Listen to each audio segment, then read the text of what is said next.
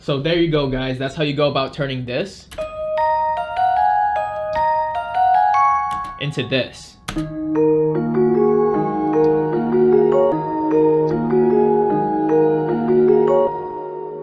Yo, what's up guys? JBroadway here with a new music production video. In today's video, I'm gonna show you this trick I've been using to add ambience to my trap melodies. Honestly, I've been able to create some pretty crazy melodies with this trick. I know a lot of you guys are gonna find a lot of use out of this, so let's hop straight into the video.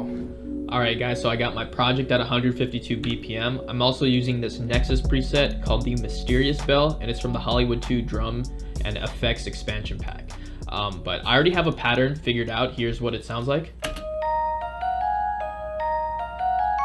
I mean, it's a pretty basic, pretty boring pattern in of itself, but we're gonna mess around with it till it doesn't sound boring. So first thing I'm gonna do is I'm just gonna rename this to OG Melody. I'm gonna select it, do Control-Alt-C to render this as a waveform. And here we go. I'm just gonna cut off the tail here, and I'm gonna delete the OG Melody. I'm gonna rename this to Main Melody, and I'm going to double click, normalize, and then I'm going to turn down the volume so it doesn't blast out my ears, and then I'm going to take the pitch and bring it down an octave, so all the way down, and this is what it sounds like now.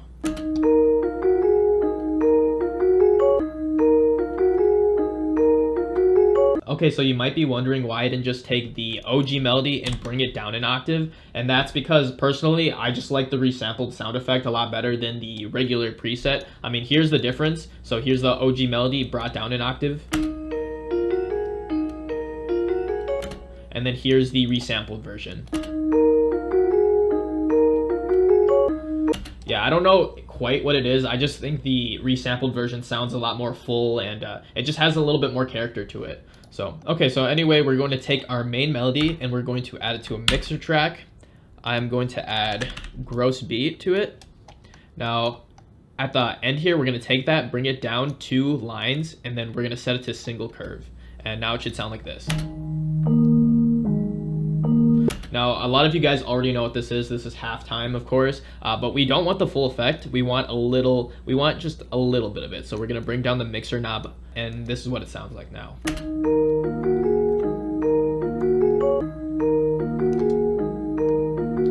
Okay, next I'm going to add reverb to it.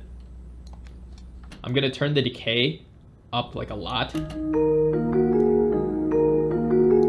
but I'm gonna bring the wet down to about 20%.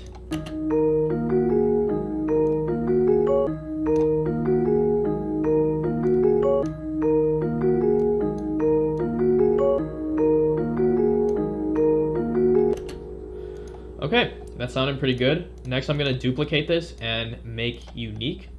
I'm gonna double click and reset the pitch. Now I'm going to reverse it. So now we get this.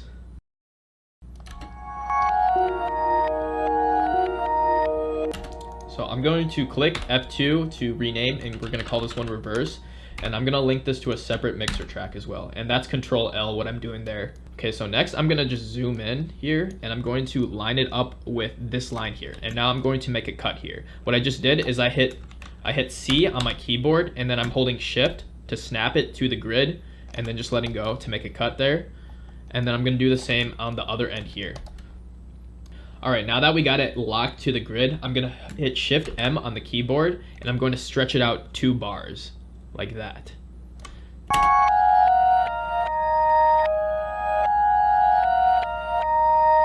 So as you can see, it just stretched out the melody.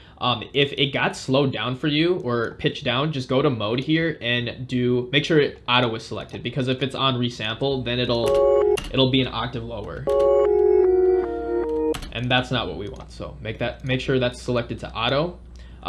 Okay, now I'm gonna hit Shift M again, and I'm gonna bring back some of the tail end here and just line it up back with our main melody. I'm gonna duplicate the main melody again, and that was Control B, that shortcut I just did.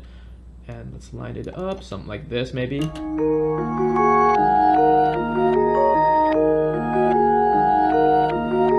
Alright, I'm just gonna cut off the tail end here. There we go. Now, as you can see, it's sounding pretty harsh. So I'm just going to add a compressor to it. So I just add a limiter, and then I go to the compression side here, and I'm just going to pause that there. I'm gonna bring the threshold down to like about there, and then maybe a ratio of 3:1.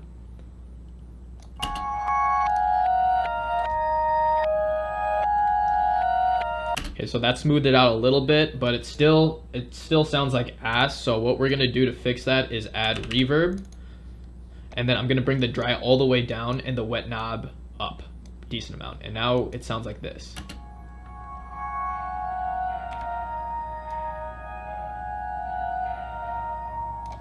Okay, so now it sounded pretty good now. What that just did is bringing down the dry just only leaves the reverb, and it really just helps to blur it out and smooth out the sound. I'm gonna mess around with the reverb a little bit more.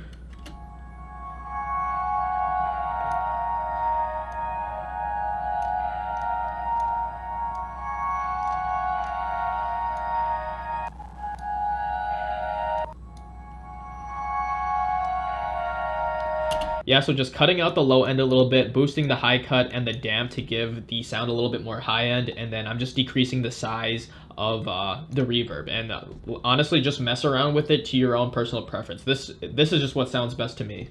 Okay, next we're going to go back to our main melody here, and we're gonna add this plugin called Isotope Vinyl. Now this is a completely free plugin, and it's a lo-fi plugin. So basically it makes your sound old and distorted, and I think it's a really cool effect. The only thing we're really gonna be messing with is this warp depth right here. Here, let me solo this. If I turn this up all the way, you can see what this sounds like. So that's a little bit too much. I think I'm gonna bring it down to around maybe 30%, and then on the warp model section here, I'm just gonna click the first one. So this is what it sounds like.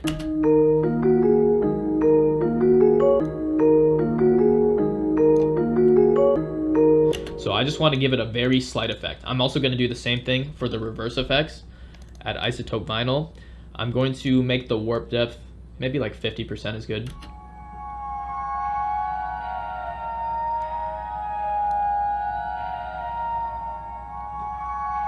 Pretty good. And I'm just gonna leave the warp model the same. So altogether, it sounds like this now.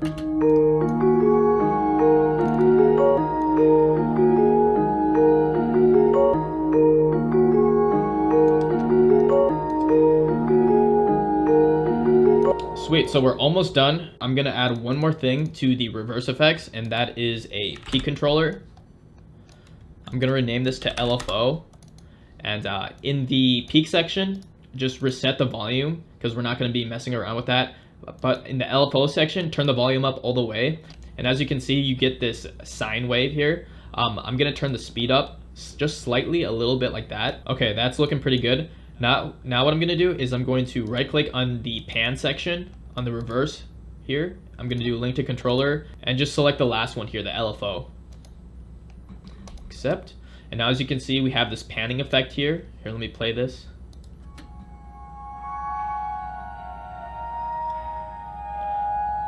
So it gives it kind of a cool effect. Now I don't want it to pan all the way right and left. So what I'm gonna do is I'm gonna just decrease the bass slightly. Now as you can see, our LFO is getting cut off on the top here. So I just gotta bring down the volume, and I'm gonna try to center it. And what I'm looking for is I just want it to be in between these two lines right here. So we're almost there. Maybe bring down the bass just a little bit. There, that's looking good. And now, as you can see, it's not going all the way back and forth, but very slightly. And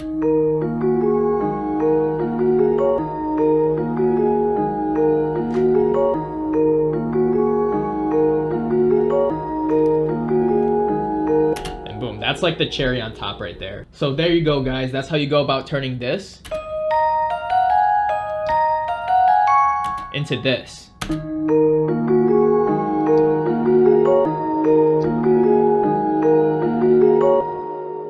Alright guys, so now you might be wondering, how does this sound with drums? Well, what I have here is my song Bad Trip, and what I just showed you is exactly how I made the main melody to this song. Here's what it sounds like.